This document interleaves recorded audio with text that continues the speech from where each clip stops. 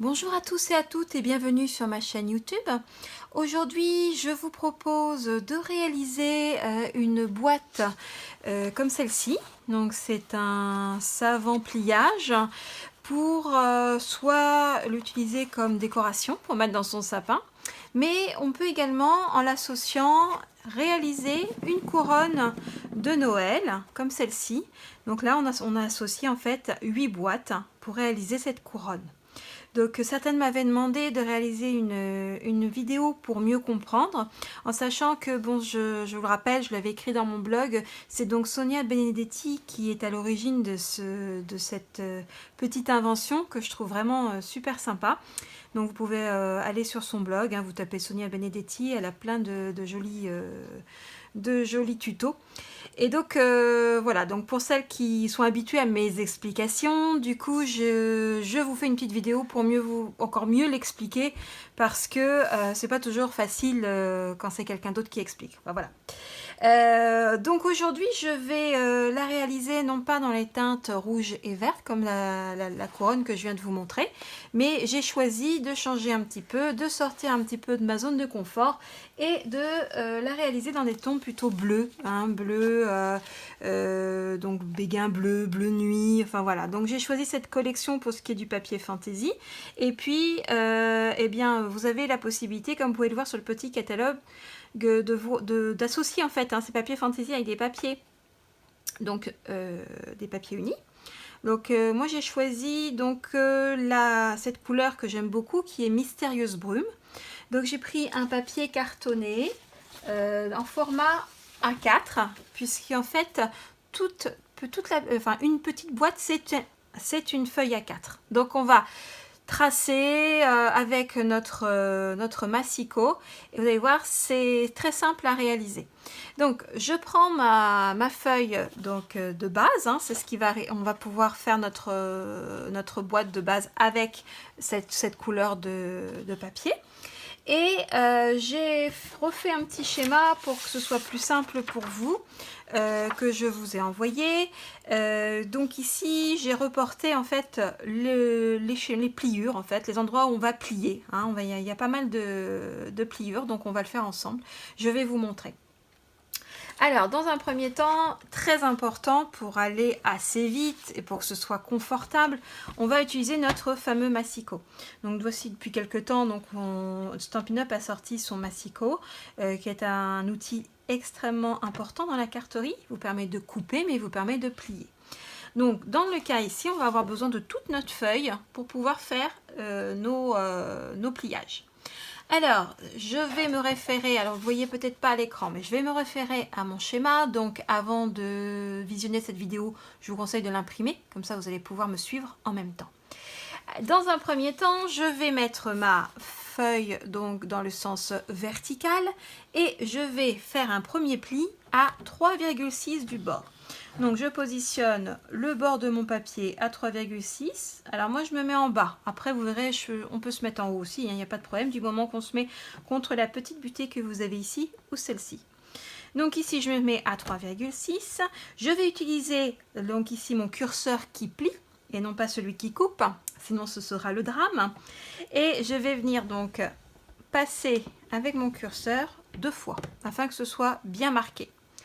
Ensuite, je sais que je dois plier mon papier à 10,5 qui correspond à la moitié de ma feuille. Donc je positionne mon papier à 10,5 et je fais mon deuxième pli. Et enfin, pour ce côté vertical, je me positionne à 17,4. Et là, vous l'avez compris, je ne peux pas en fait aller plus loin, puisque vers le bas, je m'arrête à 12 cm. Donc, je vais utiliser ma règle. Donc, vous voyez, je déplie ma règle, tout simplement. Et puis, je viens me positionner à 17,4. Donc, voilà, je me suis à 17,4. Je me positionne bien contre ma butée et je passe mon curseur, toujours celui qui plie.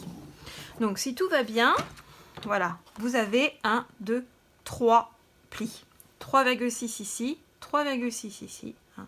Voilà, et ici vous avez votre trait du milieu. Je fais faire un quart de tour dans le sens de l'aiguille d'une montre. Et là, je vais pouvoir, comme vous le voyez sur le schéma, faire pas mal de plis.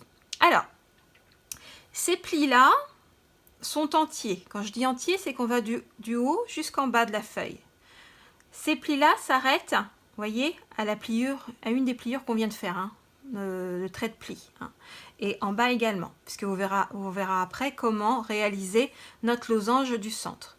Donc pour le moment, je vais m'intéresser uniquement aux traits pleins. Donc ça veut dire que je vais tracer mes traits à 3,6, 7,2, 10,8, 14,4, 18, 21,6, 25,2 et 28,8. Alors c'est parti. Donc je positionne mon papier bien comme il faut par rapport à mon massicot, comme je vous l'ai expliqué. Je me mets à 3,6 et je fais mon premier pli. Ensuite 7,2.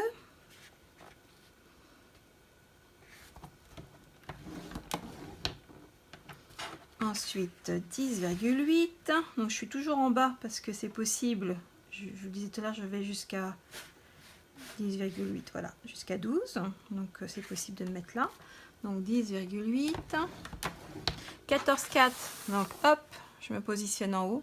Alors ça c'est des habitudes, hein. Évidemment, si vous voulez tout faire vous plier en positionnant votre papier en haut, il n'y a pas de problème. 14,4. Voilà. Ensuite, je me mets à 18. Ensuite, 21,6. 25,2. Vous voyez, c'est vraiment pratique avec le massicot. Et enfin, 28,8.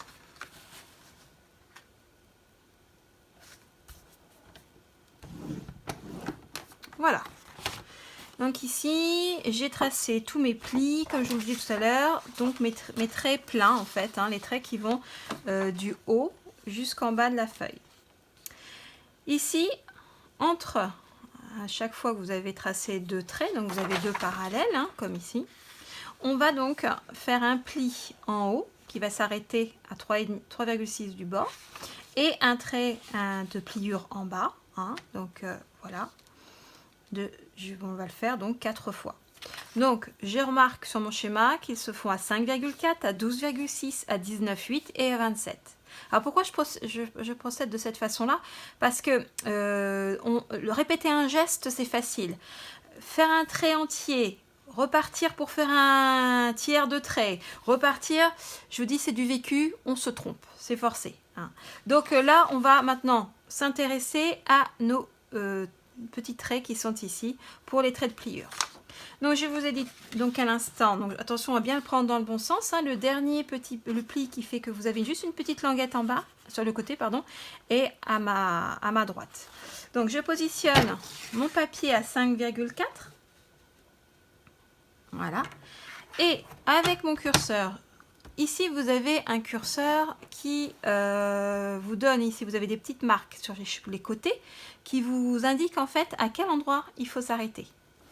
Donc c'est assez facile, il suffit que votre trait de pliure se retrouve dans la continuité de votre marque ici sur votre curseur. Donc je me suis mis à 5,4 d'après mon schéma et je viens marquer, mais je fais attention de m'arrêter avant. Voilà. Et puis je fais la même chose, je fais glisser mon curseur voilà, sans appuyer et je fais faire la même chose ici. Qu'est-ce qui se passe? Eh bien, vous avez un petit trait en haut et un petit trait en bas. Hein, vous l'avez compris, c'est ce qui va nous aider. Ensuite, ça nous fait une marque, un repère pour tracer nos losanges. Donc là, je l'ai fait à 5,4. Il faut que je le fasse à 12,6. Donc en fait, vous voyez ici, cette partie-là, on va la laisser telle qu'elle est. On va repartir, donc on trouvait le milieu, donc je vous ai mis les cotes, hein, 12,6. Donc 12,6. Voilà. Et là, même principe. Le curseur s'arrête avant. Hop. Vous démarrez en haut ou en bas, c'est comme vous voulez. Hein. Voilà, je continue. 12,6, 19,8. Donc je positionne le bord de ma feuille à 19,8. Je viens donc m'arrêter avant. Voilà. Et enfin 27. Alors, si vous avez dépassé un petit peu, vous êtes allé un peu plus loin, vous ne tracassez pas pour autant. Hop. Et voilà. Donc à ce stade, eh bien, je dois avoir la même chose que sur mon schéma. Hein. J'ai donc pré-plié. Tous mes plis sont quasiment faits. Hein, du moins ceux qui sont verticaux. Et maintenant, je vais réaliser mes losanges. Alors, on pourrait le faire au massicot. Bon, après, c'est un petit peu plus complexe parce qu'on ne voit pas bien dans la mesure où ce ne sont que des plis.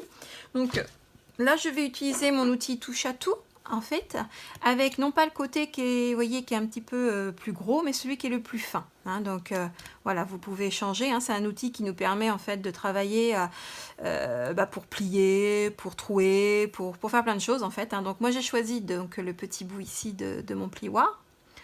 Et donc, on va pouvoir marquer nos losanges. Alors, ici, vous vous rappelez, on vient de faire les plis qui ne vont pas jusqu'en bas. Hein, ils vont de chaque côté, en fait. Hein. Donc, on va partir de là, de l'intersection entre le pli qui est vertical ici, celui qui est horizontal. Et puis, on va venir rejoindre le pli du centre de la feuille. Et là, de même façon, on va rejoindre le petit pli qu'on vient de faire. Vous voyez, on va créer vraiment un losange. Donc, j'utilise mon réglé, j'utilise mon plioir et je viens, hein, vous voyez au bruit, j'insiste bien quand même, il faut que ce soit, vous voyez, je ne sais pas si vous voyez la caméra, mais en fait, je viens de tracer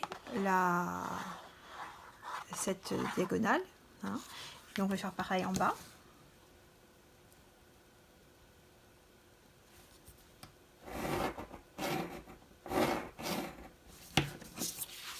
Alors si vous avez un plioir, ça marche aussi, hein, bien sûr. Il n'y a pas de souci, un plioir. Oui, je vous parle de plioir, donc je ne me rappelle plus comment on appelle ça exactement. Mais au plioir, ça fonctionne aussi. Bon, le mien était un petit peu épais, donc j'ai préféré utiliser ma petite bille en fait. Hein.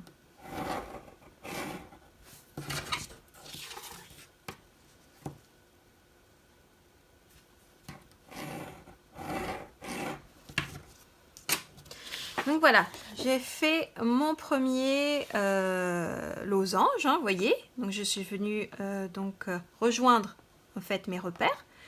Je vous ai dit celle-ci, je ne fais rien, puisque de toute façon je n'ai pas de repères, donc je ne m'en occupe pas. Et je vais continuer sur la deuxième. Hein, puis là, ici on saute donc une série de cases. On va donc faire celui-ci et enfin celui-là. Donc concrètement, vous devez vous retrouver avec 4 losanges. Ok ? On fait ça, je vous laisse le faire et puis donc on se retrouve juste après.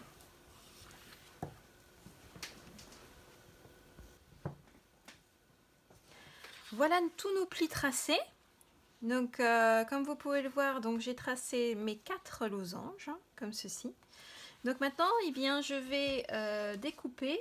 La seule chose que je vais découper, en fait, si vous regardez le schéma, c'est les espaces où c'est de la couleur rouge. Hein.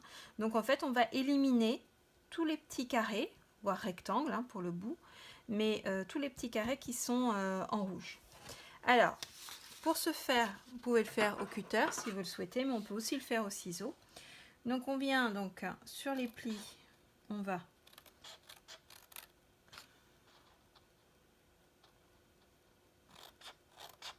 couper tous les petits carrés comme sur le schéma.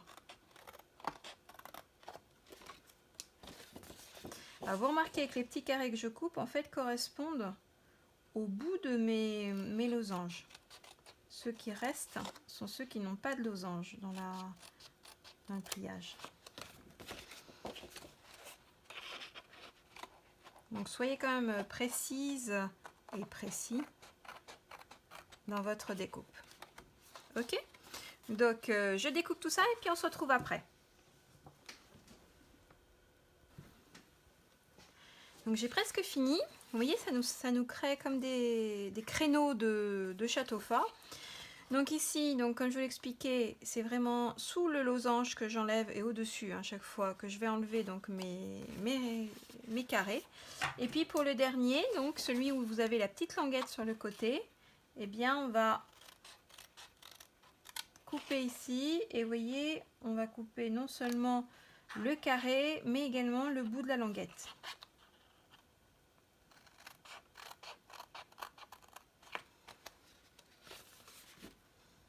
Alors l'avantage de faire cette couronne, c'est qu'en fait vous n'avez pas besoin d'outils particuliers, à part évidemment un bon massicot et un bon ciseau et votre plioir. Donc pas de die, rien de tout ça.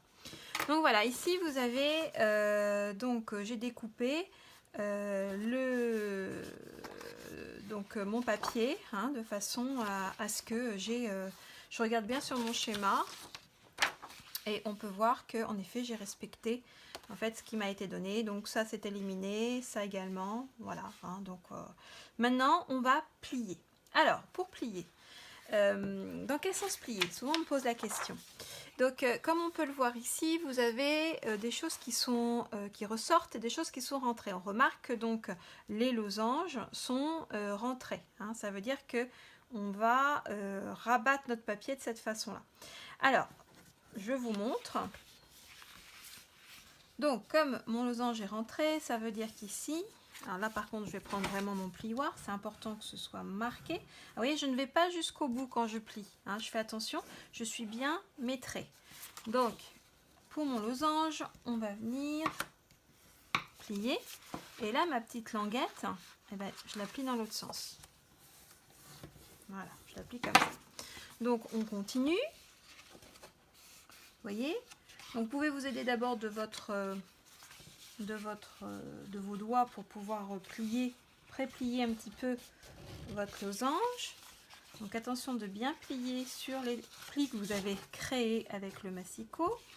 Donc vous voyez, à chaque fois je place, voilà. Et puis ensuite, voilà. Donc ça va être, vous voyez, plié vers, ça va être un creux. Et là, on va donc travailler nos plis verticaux dans l'autre sens. Ok, vous voyez, ça commence déjà à se former. Donc on continue. Donc je continue. Donc les plis verticaux se plient dans un sens, les diagonales de mon losange se plient dans l'autre sens. Voilà. Ce qu'on appelle en fait un pli vallée et un pli montagne.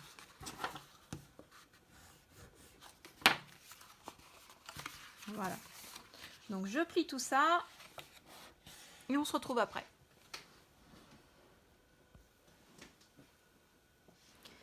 Donc voilà, j'ai plié donc tous mes losanges en fait en pli vallée et puis le reste en pli montagne. Hein, donc vous voyez, on voit déjà que mon losange est plus enfoncé que ces parties-là qui elles ressortent. Donc là j'ai plié tout le long. Maintenant il ne faut pas oublier qu'il faut plier aussi dans le sens horizontal, hein, ne pas oublier parce que là aussi il y a un pli à réaliser. Et une autre chose qu'il ne faut pas oublier, c'est toutes ces petites languettes. Vous marquez bien le pli également, ça vous aidera après dans le montage de la boîte. Vous voyez, c'est plus un petit jeu de patience qu'autre chose. Voilà. On plie bien avec son plioir. Et le tour est joué. Alors, voilà. Ok. Alors, ça, maintenant, on va en fait associer, donc notre petite languette va venir se coller. Alors, oui, vous rabattez bien sûr toutes les petites languettes qui sont ici. Et vous allez donc venir le coller. Donc, languette rabattue vers l'intérieur. Ici, au bord. Hein, première chose à faire. Alors, vous pouvez mettre du double face. Moi, j'avoue que j'ai une préférence pour la colle, j'appelle ça la colle verte, hein, mais Je trouve qu'elle est super parce qu'elle colle vraiment super bien. Donc on en met un petit peu partout. Et vous venez, alors ce qui est le plus simple, voilà, c'est de venir avec votre bord de papier.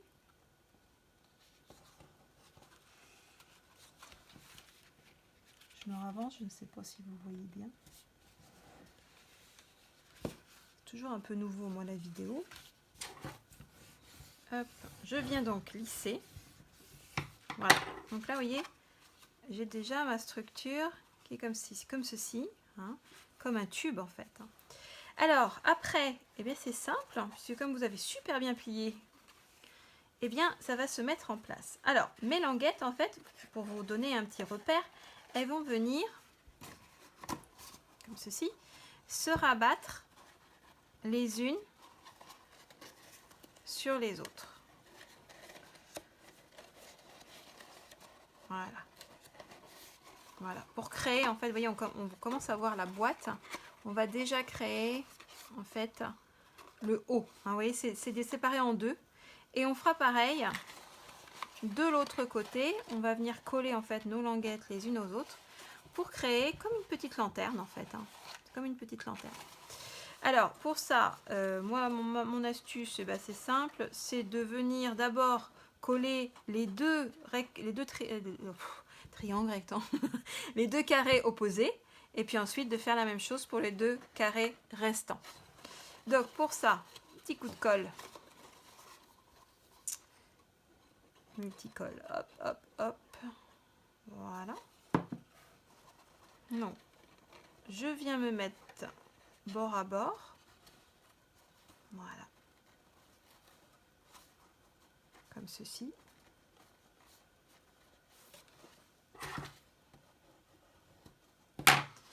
Et vous voyez ici, c'est comme un petit accordéon.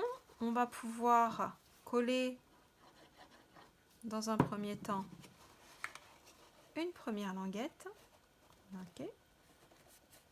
Alors là, vous avez encore la possibilité de passer votre doigt en fait hein, pour venir bien insister. Et puis la dernière qui, elle, va finir l'ensemble.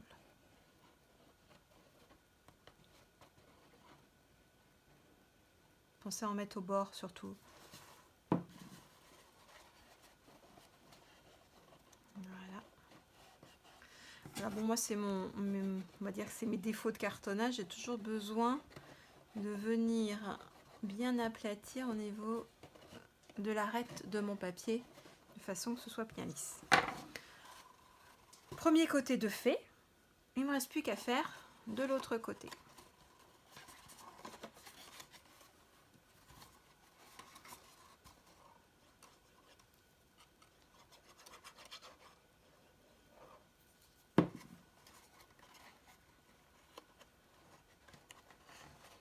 Voilà, on va bien associer, on va bien les mettre bord à bord.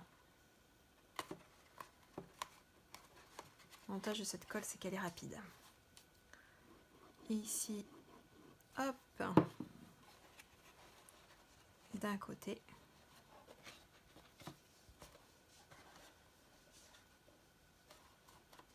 Et enfin, le dernier côté.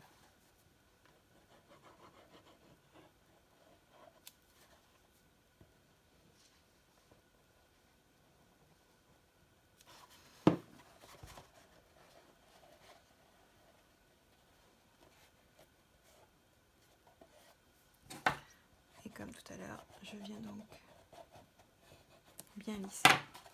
Voilà, donc là j'ai ma lanterne de fête, vous voyez. Donc voilà, pour ne pas vous décourager, il y en a 8 à faire pour pouvoir faire une couronne. Alors là, ce qu'on va faire, c'est qu'on peut décorer les faces. Alors, soit vous tamponnez sur du papier uni, vous coupez des morceaux de papier donc de 3 cm par 6,5. Ça, c'est la mesure, hein, de toute façon. Soit vous utilisez directement du papier fantaisie, libre à vous. Hein, là-dessus, on aurait pu le coller avant. Je ne l'ai pas fait parce que j'ai tout simplement oublié. Mais on peut le coller avant de former la boîte également. Et puis, dans la mesure où vous l'utilisez pour faire la couronne, vous n'êtes pas obligé d'en mettre en fait sur les côtés, puisque c'est là que, vous voyez, on va associer après toutes les boîtes. Donc à la limite, vous pouvez faire l'économie d'un morceau de papier. Sinon, pour information, au niveau du papier, bon bah là j'ai déjà découpé, mais dans ces papiers qui font 30 par 30, pour pouvoir faire une couronne entière, il vous faut 2 feuilles. Alors ce qui tombe bien, puisque dans nos paquets de papier fantaisie, eh bien vous avez à chaque fois 2 feuilles de chaque motif. Donc ça c'est plutôt pas mal. Alors moi j'ai déjà découpé les petits morceaux parce qu'on gagne du temps. Tout simplement, ben voilà, on va venir coller et puis on va venir les positionner comme ceci, hein, face à face à chaque fois. Donc un petit coup de colle. Alors l'avantage, bah, c'est que oui, j'utilise le côté qui me plaît le mieux. Hein, c'est toujours très coordonné au niveau des papiers. Si vous n'arrivez pas à associer des papiers ensemble par rapport à la couleur, savoir si telle et telle couleur vont ensemble, vous avez sur le catalogue, je vais vous montrer, une sorte de petit mémo qui vous indique en fait les couleurs de papier unies qui vont avec les couleurs des papiers fantaisie. Donc vous voyez là, j'ai donc positionné mon premier morceau, hein, voilà. Et puis bah, je vais continuer comme ça, je vais en coller chaque petit morceau. Alors ça c'est le bonheur, hein. Là on a fait, on peut respirer et puis on peut continuer comme ça, hein. Voilà.